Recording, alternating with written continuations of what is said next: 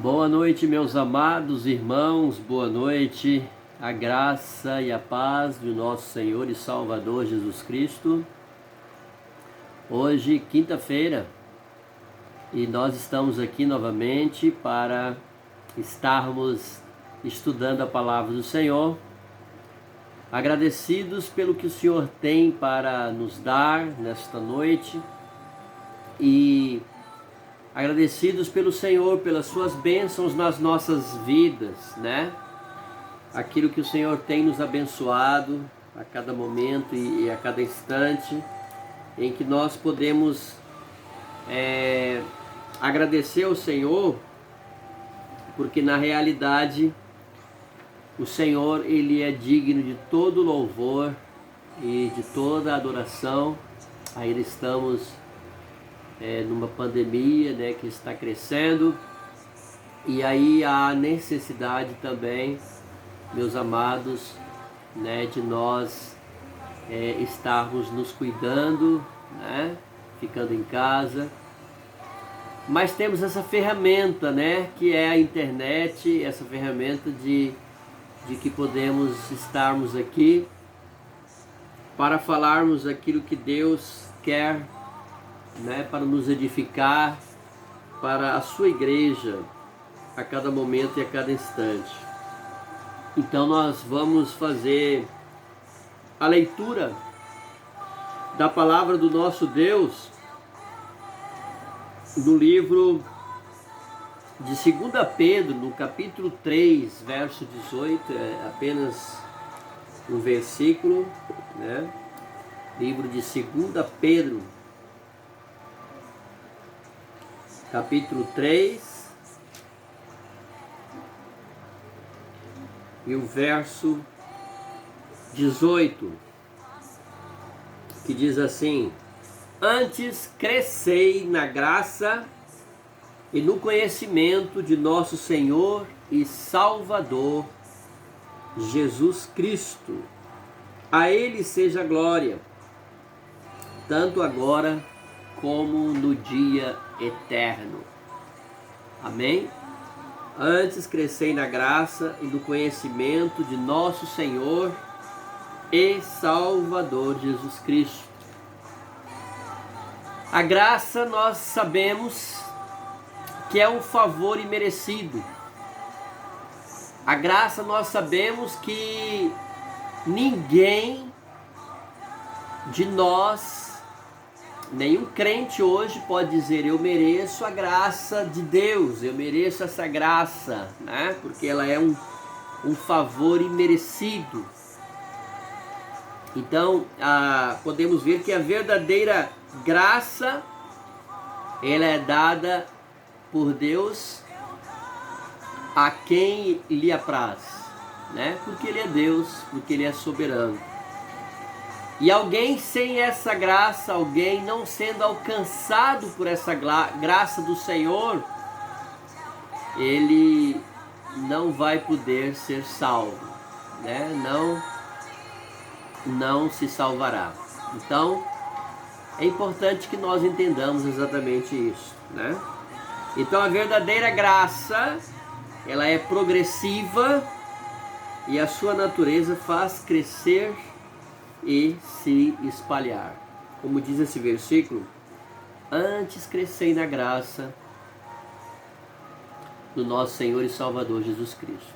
E eu quero dar aqui agora, né, essa noite, neste estudo, sobre quais são os sinais de que não estamos crescendo na graça, né? Thomas Watson, no seu livro A Fé Cristã Baseada nos Catecismo, a fé cristã baseada no Catecismo de Westminster, né? Ele vai nos dizer aqui que os sinais de que nós não estamos crescendo na graça. Há alguns sinais, né? Até alguns sinais bíblicos, né, de que nós não estamos crescendo na graça. Em primeiro lugar, ele nos diz quando nós tivermos perdido o nosso apetite espiritual. Então, a primeira coisa é quando uma pessoa ela perde o seu apetite, né, nós podemos ver, né, meus irmãos, quando uma pessoa adoece fisicamente, ela não tem vontade de comer, ela não tem vontade, né, de se alimentar. Então, o primeiro sinal de que nós não estamos crescendo na graça, e isso é importante que nós saibamos, é quando nós tivermos perdido nosso apetite espiritual, né? Então, o Senhor mesmo nos diz que na sua palavra, que nós devemos buscar o Senhor em todo o tempo, buscar o Senhor enquanto se pode achar, buscar o Senhor enquanto Ele nos dá condições de buscá-lo, porque depois, né, meus amados irmãos, da morte, não existe mais como nós buscarmos o Senhor, né? Então, o primeiro sinal é a falta de apetite. Ele não tem apetite para orar mais, ele não tem apetite para buscar o Senhor, ele não tem apetite para ler a palavra do Senhor, para meditar nessa palavra, né? Não basta só nós lermos, nós precisamos também meditar. E quando nós lemos, nós nos alimentamos, mas quando nós meditamos, nós estamos fazendo a digestão daquilo que nós acabamos de nos alimentar, né? Desta palavra com que nós nos alimentamos. Então, o primeiro sinal é exatamente quando tivermos perdido o nosso apetite espiritual. Então nós precisamos ter o cuidado, né, de sabermos como estamos diante da graça do nosso Deus, né? Porque o Senhor nos dá a graça, assim como a fé. A fé é um dom de Deus, né? Assim como a graça, ela nos é dada, mas nós temos, né, como obrigação espiritual de nós crescermos nessa graça, separando-nos do pecado, lendo a palavra de Deus através da oração, dos meios de fé, através da Santa Ceia, que é a edificação, indo aos cultos, né? Não podemos ir nos cultos agora porque estamos numa pandemia, mas nós temos também internet para isso, né? Então, em primeiro lugar, quando você perde o apetite espiritual. Em segundo lugar, quando nós percebemos que nós não estamos crescendo na graça. Em segundo lugar, quando estivermos crescendo mais em questões mundanas. Isso é importante, né, irmãos? Quando estivermos crescendo mais em questões mundanas. Thomas Watson, ele diz o seguinte: anteriormente talvez já estivemos em órbitas superiores. Colocamos nossos corações nas coisas do alto e falamos a língua da Canaã celestial. Mas agora as nossas mentes não ligam para o céu. Nós cavamos o nosso consolo em fontes rotas e com Satanás perambulamos pela terra. É um sinal de que estamos crescendo, estamos decrescendo, ou melhor, né? Estamos decrescendo o monte rapidamente e nossa graça está se desgastando. É fácil dizer quando a natureza está se desfazendo e as pessoas estão próximas da morte, elas ficam cada vez mais encurvadas, né? Quando os corações das pessoas ficam mais encurvados para a terra, dificilmente podem se levantar para um pensamento celestial. Se a graça não morreu, está a ponto de morrer. Vamos ver lá em Apocalipse, né? No capítulo 3, o livro de Apocalipse, capítulo 3, verso 2, diz: "Sê vigilante e consolida o resto que estava para morrer, porque não tenho achado íntegras as tuas obras na presença do meu Deus." É o que diz a palavra do Senhor. Ser vigilante, consolida o resto que estava para morrer, porque não tenho achado íntegras as tuas obras na presença do meu Deus. Então veja bem, a primeira situação que nós não estamos crescendo na graça, quando nós não temos apetite para as coisas do Senhor. Nós já perdemos, né, o apetite para as coisas de Deus. Em segundo lugar, quando estivermos crescendo mais em questões mundanas. Eu fico surpreso, né, meus irmãos, o ponto que as pessoas muitas vezes elas defendem, por exemplo, o seu time de futebol, ou elas defendem, por exemplo, um candidato político, né, uma autoridade política, um representante político, ela tem aquela necessidade de representar aquele candidato político, tanta força, tanta gana para falar bem dele, para defendê-lo, mas a pessoa ela não tem a mesma disposição para buscar e para falar a respeito de Jesus. E assim cada vez mais os planos dele são mundanos, né? Os projetos deles são voltados aqui para a terra, né? Então a palavra do Senhor nos diz que aqui nós somos peregrinos e aqui nós somos passageiros, que nós necessitamos da graça e da misericórdia do Senhor, para que Ele a cada momento nos abençoe, nos ajude e também nos auxilie, né? Estamos aqui de passagem e logo vamos sair daqui, porque a palavra do Senhor diz que os nossos dias, lá no Salmo 90, eles correm, né? Eles voam na presença do Senhor. Então, em primeiro lugar, quais são os sinais de que não estamos crescendo na graça? Preste atenção. Quando tivermos perdido o apetite pelas coisas espirituais. Em segundo lugar, quando estivermos crescendo mais em questões mundanas. E em terceiro lugar, quando estamos menos preocupados com o pecado, né? Quando estamos menos preocupados com o pecado. Houve um tempo em que o menor pecado ele nos fazia sofrer, mas, né, agora muitas vezes o menor pecado não nos ofende mais. Muitas vezes uma palavra, né, que contém, proferida, né, por nós, que contém um palavrão, não é mais notada. Situações e coisas que nós fazíamos antes, que considerávamos pecado, agora nós não consideramos mais, né?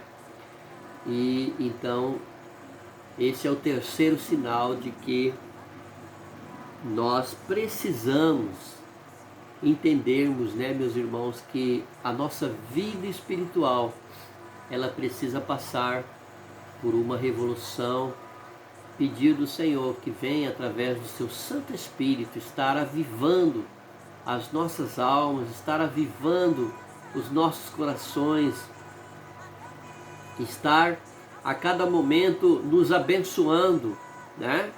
Então esses três sinais aqui são importantes para que nós possamos detectar se nós estamos crescendo ou não na graça do Senhor.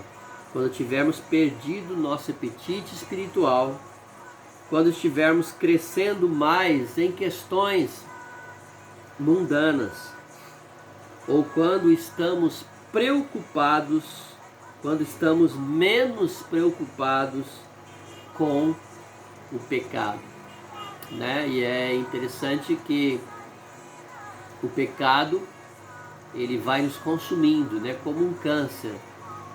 Quando nós vamos cedendo para o pecado em muitas situações, em muitas circunstâncias, quando nós vamos cedendo para o pecado, nós vamos notando, nós vamos ali percebendo, meus irmãos, que o pecado ele vai tomando conta daquela pessoa e, como diz lá no livro de 1 João 3,9, né, uma das características do convertido, do escolhido do Senhor, é que ele não tem prazer no pecado. O versículo lá diz, 1 João 3,9, né, que todo aquele que é nascido de Deus não vive na prática de pecado, porque o que permanece nele é a divina semente. Ora, esse não pode viver pecando.